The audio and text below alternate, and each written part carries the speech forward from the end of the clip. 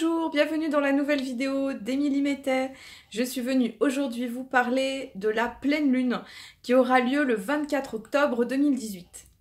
Donc voilà, nous achevons les derniers jours du signe de la Balance et nous allons entrer par cette pleine lune qui sera une entrée dans le signe du Scorpion. Donc nous avons l'apogée de ce cycle que nous avons commencé au moment de cette nouvelle lune en Balance. Je vous le rappelle, qui était une nouvelle lune qui nous permettait de couper des liens, de reconsidérer nos relations, de faire le point, et ce avec cette Vénus rétrograde qui a reculé depuis le 6 octobre dans le zodiaque, cette Vénus en Scorpion, qui vient nous aider à reconsidérer nos valeurs, l'amour de soi, la relation à l'autre, tout ce qui est en lien avec l'attachement, la sensualité, la notion de sexualité, l'argent. Toutes ces notions sont en train d'être revisitées et d'une manière très intense avec ce passage en Scorpion et ce jusqu'au 31 octobre.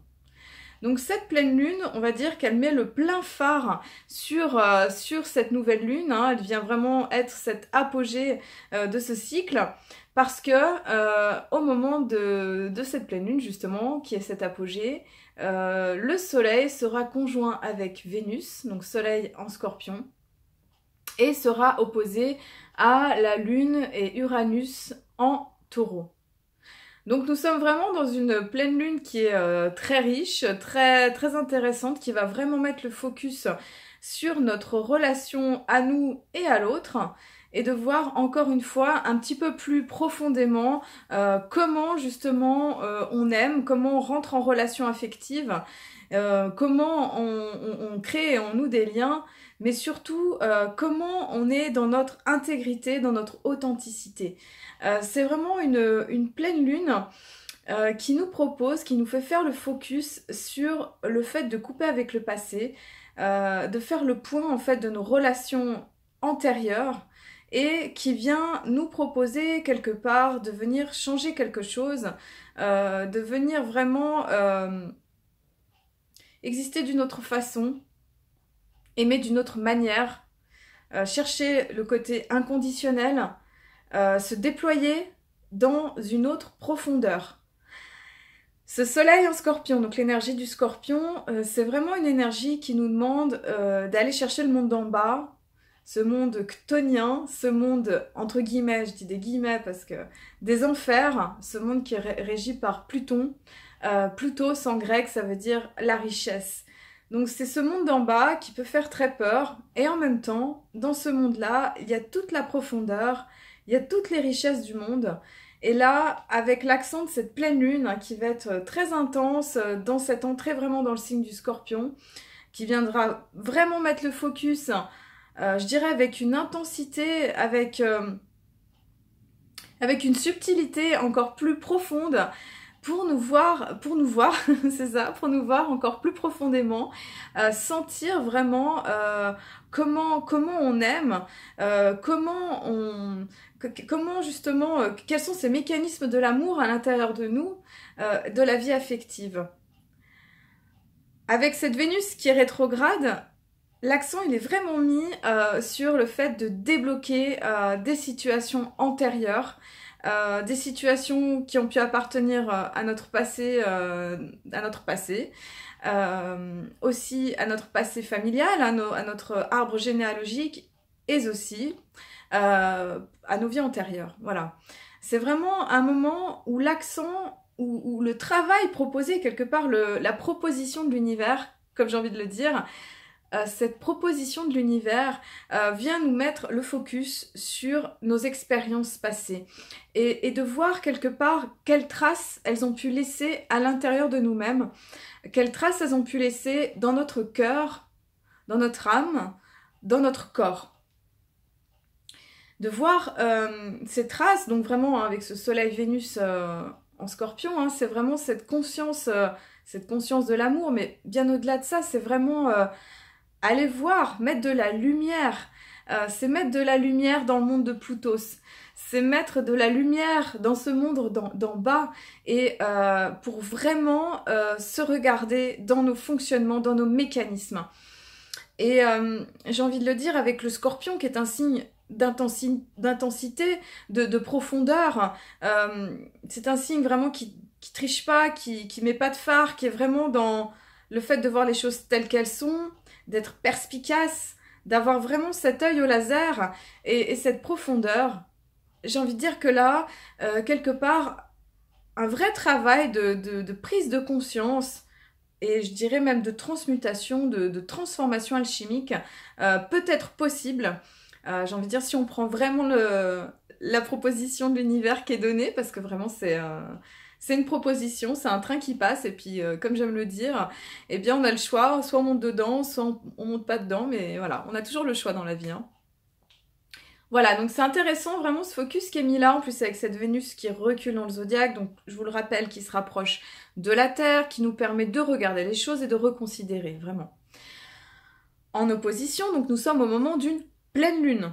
La pleine lune, c'est vraiment ce moment où le soleil et la lune sont en opposition, c'est-à-dire sont dans des signes qui sont opposés. Donc à l'opposé du Scorpion, qui vient vraiment nous faire le levier et nous demande quelque part de faire cette prise de conscience, d'amener cette transformation, nous avons le signe du Taureau, qui est vraiment un signe, le signe le plus fixe du zodiaque, je dirais, même si le Scorpion l'est aussi. Le Taureau, quand même, il se plaît à rester quelque part dans une forme de sécurité. Le Taureau aime quelque part s'ancrer, aime la beauté de la nature, aime la vie, aime tout ce qui est de l'ordre vraiment de la célébration de l'incarnation. Et donc nous avons cette danse quelque part entre le Scorpion qui correspond aussi à la mort, hein, à la désintégration. Vraiment, c'est aussi ce moment où on a toutes les feuilles, voilà, qui commencent vraiment à tomber et on voit vraiment à nu vraiment ce moment de l'automne où quelque part on nous montre cette phase de mort. Cette phase de mort aussi qu'on vient voir aussi dans la nature avec ces fêtes druidiques aussi, avec Samhain, Halloween, vraiment dans Halloween, enfin c'est vraiment cette célébration de tous les saints, de tous les êtres, c'est aussi célébration de la nature. Dans ce passage en fait aussi avec le petit peuple, hein, dans la tradition druidique, il y a plusieurs jours qui sont consacrés. C'est pas que les morts, hein, c'est aussi cette fête des morts, aussi le 2 novembre, mais pas que. C'est vraiment cette fête de tous les saints, c'est la fête du petit peuple. C'est vraiment une fête globale de la nature qui vient marquer quelque part ce temps. C'était vraiment aussi le temps du Nouvel An, quelque part avant dans la tradition druidique, et qui nous invite aussi à amener du renouveau, à amener du changement. Donc voilà, donc je rebascule dans l'énergie du Taureau, dans cette bascule Scorpion-Taureau, hein, qui vient nous demander quelque part, donc qui vient nous montrer quelque part nos points d'attache, nos points de sécurité, nos endroits en fait à l'intérieur de nous, je dirais de fixation, peut-être obsessionnels, ou même où il pourrait y avoir de la dépendance. C'est une pleine lune qui nous invite quelque part à lâcher les choses. À rompre avec certaines habitudes ou avec certains fonctionnements. La Lune, donc en Taureau, sera conjointe exactement, bon, à 1 degré près, avec Uranus, qui est aussi rétrograde comme Vénus. Alors, Lune-Uranus, ça va être une position un peu particulière, parce que autant on a un Taureau qui aime vraiment, le signe du Taureau, il aime vraiment cette stabilité, sécurité, que les choses finalement elles changent pas trop, que ça reste stable. Uranus qui est quand même une planète de rupture, de changement, c'est vraiment l'énergie de la foudre, hein, va inviter quelque part à dire ok, voilà, en même temps c'est génial, c'est super cette force de vie, cette force d'ancrage, et en même temps là il va y avoir une invitation à rompre les amarres, j'ai envie de dire, à couper les attaches. Encore une fois, et on est encore dans cet apogée de cette nouvelle lune, de couper au travers des choses, des situations, des relations, des lieux, des endroits qui ne nous correspondent plus. En gros, je veux dire concrètement, ce que ça veut dire couper avec certaines relations qui ne sont plus justes pour nous, couper avec certains endroits, lieux, c'est-à-dire déménagement, certains travails, certaines situations qui quelque part nous empêchent d'évoluer et nous empêchent de grandir. Voilà, Uranus qui va passer là, quelque part, donc qui est encore rétrograde, qui recule dans le zodiaque, qui nous fait encore un point de focus, vient nous montrer les endroits où on peut s'enquister quelque part dans des sécurités ou dans des routines un peu des ornières. Donc là, l'invitation, ça va être de quelque part d'en prendre conscience et de lâcher prise en fait avec ces fonctionnements-là en nous ou dans ce qu'on a pu incarner, vivre ou mettre en place. Je dirais que quelque part, on est en train de préparer en fait la suite qui va arriver. Nous avons un début novembre, 7-8 novembre hein, environ, donc presque au moment de la nouvelle lune en Scorpion, il va y avoir une bascule d'énergie qui va être quand même... ça va être vraiment un nouveau chapitre hein, ou un nouveau livre. Certains astrologues parlent de ça, mais c'est vrai en fait, c'est vraiment cette notion que il va y avoir des gros changements. Nous allons changer le nœud lunaire, qui est un cycle de 18 mois. Nous allons changer aussi Jupiter. Enfin, Jupiter va basculer dans le Sagittaire. C'est un cycle de plus d'1 an. Il va y avoir une autre tonalité qui quelque part va arriver dans le mois prochain. Et là, je dirais que toute cette bascule du cœur de l'automne hein, qu'on est en train d'expérimenter vient nous aider à lâcher prise avec l'ancien, couper les vieilles situations qui quelque part ne nous correspondent plus, ne nous conviennent plus. Cet aspect, on va dire, il est vraiment exacerbé par le fait du carré avec les nœuds lunaires.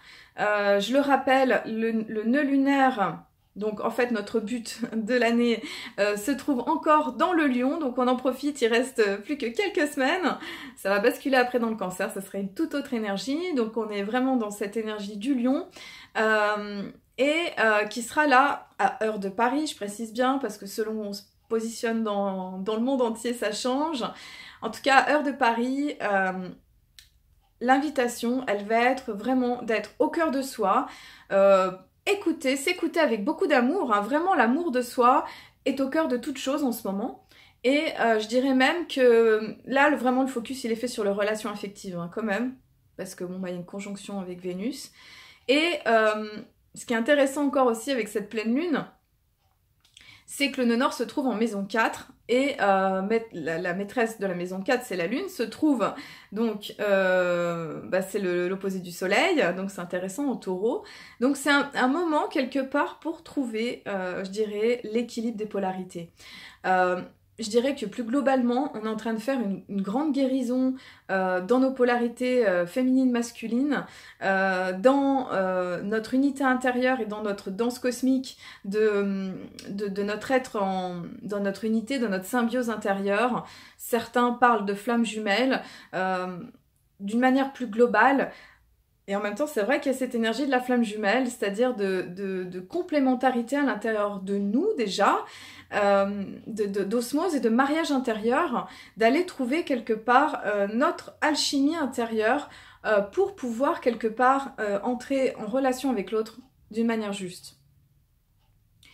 Voilà, donc l'invitation, ça va être d'être dans le rayonnement, la créativité, la réalisation, l'implication émotionnel, mais c'est plus qu'émotionnel, c'est vraiment s'impliquer avec amour, c'est vraiment donner de son cœur. Et maison 4, ça veut dire, ça va être important quand même de prêter attention à son foyer, à son intérieur, sa maison, son moi intérieur. Voilà, ça va être vraiment au-dedans quelque part que le creuset alchimique il se passe, et ça va être important quelque part de l'écouter. En opposition, le nœud sud se trouve encore dans le signe du Verseau et se trouve en conjonction de 2 lunes noires, les Lilith, et pas très loin, on va dire, de Mars, et en maison 10. Donc là, l'idée, ça va être quelque part de...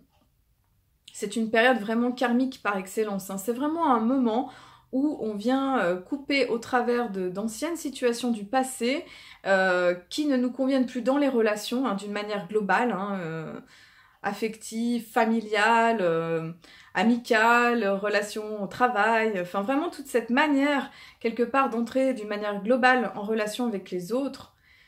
Et là, il y a vraiment une invitation quelque part à se positionner d'une autre façon, à se recentrer, à pas se disperser dans courir le monde dans tous les sens du terme, mais plutôt vraiment d'aller au cœur de soi et d'aller s'écouter. Mars et Lilith sont presque conjoints selon les lunes noires, hein. Il y a 3 positions, donc j'aime bien les regarder toutes. Une est proche quand même de Mars et peut quelque part nous aider à dépasser un karma, enfin, comment dire, un karma, une manière de voir les choses en lien avec la violence, l'indécision, le fait de se protéger, le côté agressif. C'est vraiment une guérison globalement du masculin en fait. Des blessures du masculin qui sont souvent des blessures qui sont liées à la guerre, à la violence, à l'abus. Et je dirais qu'au-delà de ça, c'est masculin intérieur, mais masculin aussi à l'intérieur des femmes, et masculin aussi chez les hommes, enfin voilà, l'un et l'autre. C'est vraiment une guérison des blessures du masculin, qui sont des blessures de violence souvent. Donc cette position, en lien avec la lune noire, nous invite à renouer avec Pluton, on va dire la manière de dépasser cette proposition de l'univers, en tout cas qui vient nous faire toucher des mémoires anciennes, qu'on soit homme hein, et qu'on soit femme. Ça va se passer par le fait de renouer avec Pluton, qui est le fait de renouer avec notre instinct intérieur. Voilà. Voilà, sinon le ciel de cette pleine lune est plutôt, on va dire, dégagé, enfin on va dire plutôt fluide. La lune, elle sera encore en trigone avec Saturne, Uranus-Saturne, donc il y a une belle fluidité dans cette énergie de la nouveauté et de l'ancien, de la tradition et de la modernité, comme j'aime à l'appeler. Et lune-Saturne en trigone, il y a aussi une belle énergie de structuration émotionnelle, pour nous aider quelque part à construire. Je dirais qu'il y a une forme de construction qui se fait là, parce qu'en plus on est dans des signes de terre. Voilà. Il pourrait y avoir quelques nervosités et quelques impatience qui serait bon quelque part d'être vigilant avec cette lune Uranus. Hein. Il peut y avoir un côté à fleur de peau, une hypersensibilité, un côté hyper émotionnel, un petit peu chauffé à blanc. Voilà, ça sera bon quelque part de poser les choses, de ralentir, d'aller se promener, de faire des activités, d'aller méditer, de faire des choses qui nous font du bien. Parce que aussi, voilà, il y a Mars qui va être carré à Mercure en Scorpion, donc là ça va être important, donc communication non violente, de prêter attention à notre manière d'utiliser les mots, le verbe, qui pourrait être un peu conflictuel en carré. En fait, ça peut être un petit moment de tension, tension nerveuse aussi, je dirais d'hypersensibilité, d'hyperréactivité aussi. Ça va être important quelque part de désamorcer, de voir si on est trop, entre guillemets, trop speed, trop nerveux, trop agressif, d'aller prendre du recul. Vraiment, d'aller voilà, habiter les deux, le Verseau et le Scorpion, le détachement et l'intensité, et puis des fois de savoir poser un peu les choses. Voilà. Donc, nous avons aussi cette belle aspect conjonction Mercure-Jupiter en Scorpion. Donc, c'est vraiment l'aspect de l'enseignant par excellence. Mercure, la pensée, la parole, Jupiter, le guide, l'enseignement, l'expansion de soi. Donc vraiment, c'est un moment où je dirais, faites confiance à vos perceptions, écoutez votre ressenti. Il y a vraiment la sensibilité intuitive qui est là, exacerbée, qui vient quelque part nous guider en fait. Donc c'est important de demander de l'appui, du soutien à vos guides, de toute nature qui soit, et d'aller écouter parce qu'il y a vraiment une disposition puissante avec ça. Avec ce Mercure aussi qui nous invite à aller regarder les choses cachées, à regarder dans la profondeur, avec beaucoup de clarté et discernement. On ne pourra rien nous cacher.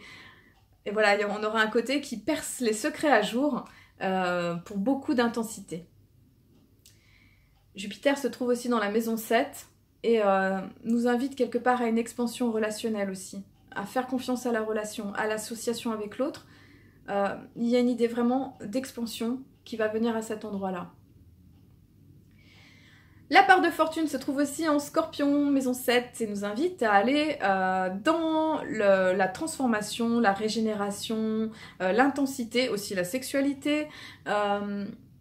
Et dans la maison 7, la relation à l'autre, le couple, l'associé, le partenariat. C'est vraiment un accent qui est vraiment mis en focus sur la relation vraiment à l'autre, mais globalement sur vraiment ce mariage intérieur, sur notre unité intérieure dans ce travail qui est proposé.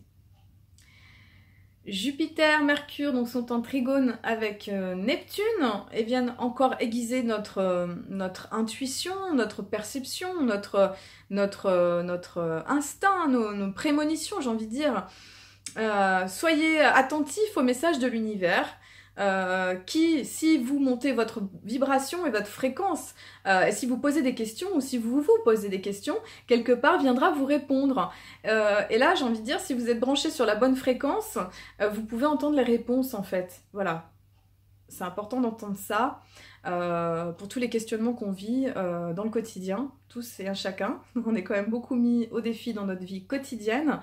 Et c'est bon aussi d'apprendre à être autonome dans nos réponses, dans le fait de savoir ce qu'il est bon de faire. Voilà, donc c'est bien aussi d'aller à l'intérieur et de trouver les réponses. Le soleil sera en sexquicarré de Neptune. C'est un aspect disharmonieux. Un carré plus un demi-carré qui va nous inviter quelque part à être vigilants à nos illusions. Bien regarder les choses, être vraiment en transparence, en clarté. Alors il y a ce côté complètement haut, médiumnique et perceptif qui va être là avec toutes ces positions haut, Soleil, Vénus, part de fortune, Mercure, Jupiter, avec Neptune. Et en même temps, vigilance. C'est bon de considérer les choses à deux fois avant de s'engager ou de s'impliquer, de regarder où on met les pieds quelque part. Voilà. D'être prudent. Voilà, d'être prudent et en même temps, voilà, ressentez ce qui est bon aussi et ce qui est juste pour vous. Soleil est sextile à Saturne et nous invite quelque part à construire du durable. On est vraiment dans une période qui... une ouverture de porte, une porte qui s'ouvre, une porte qui se ferme, vraiment. On achève quelque chose. C'est l'ancien, on ferme la porte à l'ancien, quelque part, on vient guérir des mémoires anciennes, personnelles et collectives, pour venir faire jaillir quelque chose de nouveau, vraiment. Dans cet automne très printanière, avec certains coins de France qui expérimentent aussi un temps incroyable, très printanier, et d'autres, dans le sud de la France par exemple, qui expérimentent des inondations et un temps qui est un peu soutenu et où il y a beaucoup d'eau, il y a une grande purification. On est vraiment dans un moment aussi, avec encore une fois cette tempête solaire qui a encore lieu, c'est encore très différent de l'astrologie, là ce que je viens de vous nommer. On est vraiment dans des changements vibratoires et quantiques à l'intérieur de nous, qui viennent vraiment agir sur nos fréquences électromagnétiques et qui viennent amener du changement à l'intérieur de nous. Tout ça, c'est pour nous aider vraiment à amener ces nouvelles énergies, vraiment à les incarner durablement et pleinement pour faire émerger la nouveauté en fait. Dans ces périodes, c'est important quelque part de pouvoir s'écouter énergétiquement et d'apprendre à faire ce qui est bon pour soi, d'écouter ce qui est juste pour pouvoir, si on a besoin par exemple de se reposer, ou si on a une énergie très débordante et qu'on arrive à bien travailler, et bien d'aller écouter en fait ce qui est là à l'intérieur de nous. Parce que ça va être important quelque part d'être de plus en plus à l'écoute, que ce soit aussi au niveau alimentaire, à tous les niveaux en fait, d'être vraiment à l'écoute des changements, de ce que la vie nous demande. Et puis parfois c'est bon aussi de se faire aider un petit coup de pouce par, voilà, par une petite guérison, un thérapeute ou quelqu'un qui peut venir nous éclairer ou nous aider quand on a besoin de nettoyer certaines mémoires. Voilà, le degré de la Lune à 1 degré du Taureau, dans le symbole Sabian, nous invite aussi à renouer avec notre nature véritable. Vraiment, d'aller connecter vraiment ce que l'on est en profondeur. Je dirais qu'on est vraiment dans un moment où on fait tomber les masques. On en a déjà, j'ai envie de dire, on en a déjà pris plein la tête cet été avec toutes ces planètes qui ont reculé dans le zodiaque et qui vraiment nous ont demandé de faire un gros nettoyage du passé. Là, avec cette lune en taureau, c'est vraiment déjà se donner de la douceur, hein, avec cette lune en taureau aussi, hein, apprendre à se donner de la douceur, à prendre soin de notre incarnation, de notre corps, de nos besoins, d'aimer la terre, la sensorialité, la beauté de la vie, hein, honorer la vie, mais aussi renouer avec notre nature véritable. La nature, la terre, mère-terre, mais aussi nature de qui nous sommes en profondeur, et de vraiment d'être dans notre authenticité et dans notre intégrité. Et plus on va être là-dedans, plus les cadeaux ils vont venir à nous, parce qu'on va être dans notre justesse et notre vérité. Voilà. Donc Vénus va continuer à rétrograder jusqu'au 31 octobre dans le Scorpion, donc le travail il est excellent en ce moment pour dénouer des vieilles mémoires, couper des vieux liens affectifs, détacher les choses anciennes. Ensuite, il passera dans la balance du 1er novembre au 17 novembre et redeviendra direct, Vénus. Voilà, donc continuer ce travail sur le couple et la relation, c'est le bon moment pour le faire. Voilà. Je voulais faire un petit pont avec le calendrier Maya galactique. Donc nous avons commencé la lune auto-existante numéro 4 en lien avec l'énergie de la chouette depuis le 18 octobre. Cette lune nous invite à nous connecter avec notre intuition, nos perceptions, notre médiumnité. C'est vraiment la connexion avec le monde de la nuit. Le monde de la nuit, c'est le monde du rêve, c'est le monde de la subtilité, du senti. Le mois commence avec l'énergie voyageur du ciel, rythmique. C'est un bon mois, c'est une très bonne période pour pouvoir expérimenter des nouveautés, pour aller dans des endroits différents qui vont peut-être venir nous chercher dans nos sécurités intérieures justement, et d'apprendre à rester connecté à notre monde d'origine, à notre plan d'origine, c'est-à-dire à qui nous sommes dans notre vérité et notre intégrité, dans notre justesse, pour pouvoir expérimenter la nouveauté dans un endroit de sécurité, pour pouvoir amener l'éveil et la conscience vraiment de l'exploration de la vie, d'un nouvel espace. Donc moi je dirais l'invitation là, c'est allez-y, expérimentez des choses nouvelles. Le voyageur du ciel nous invite à ça, hein, c'est Luke Skywalker. Voilà, faut y aller, changer de monde, changer de plan, changer de vos habitudes, de vos routines.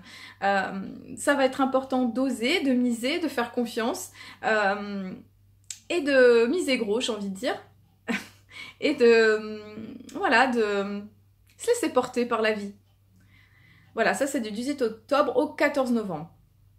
Je rappelle aussi qu'on est toujours dans l'onde enchantée, donc c'est un cycle de 13, en lien avec l'énergie de l'étoile jaune, du 13 octobre au 25 octobre. Donc c'est en lien donc avec l'énergie de la beauté, de l'harmonie, de l'élégance. C'est vraiment un moment pour mettre de la beauté, croire en la beauté, mettre de l'harmonie dans tous les aspects de notre vie.